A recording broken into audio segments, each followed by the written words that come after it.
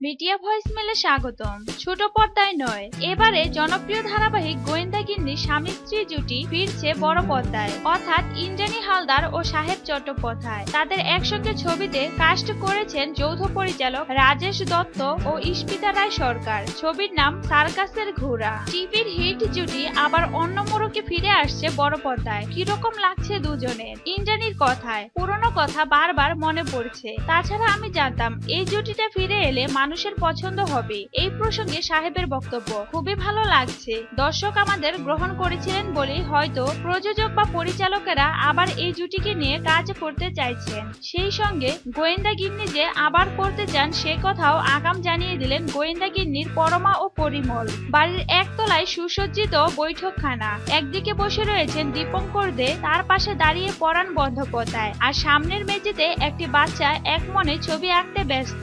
Drawing খাতা থেকে মাথা তুলতেই বোঝা গেল সে একের পর এক ঘোড়ার স্কেচ করে চলছে। পরাণ বাবুর উদ্দেশ্যে দীপঙ্কর বাবুর সংলাপ ভেসে এলো, তুমি ওকে কি শিখিয়েছো বলো দেখি? ওর মাথা থেকে তো ঘোড়ার ভূত নামছেই না। পাশের মনিটর থেকে ভেসে এলো কাস্ট। ছবির শিরোনাম ও ফ্লোরের দৃশ্যের মধ্যে যোগসূত্র তৈরি করতে সাহায্য করলেন খুদ পরিচালক দ্বয়। ছবির মধ্যে রয়েছে একটি সুন্দর বার্তা, সার্কাস আজকে বিলুপ্তপ্রায় শিল্প।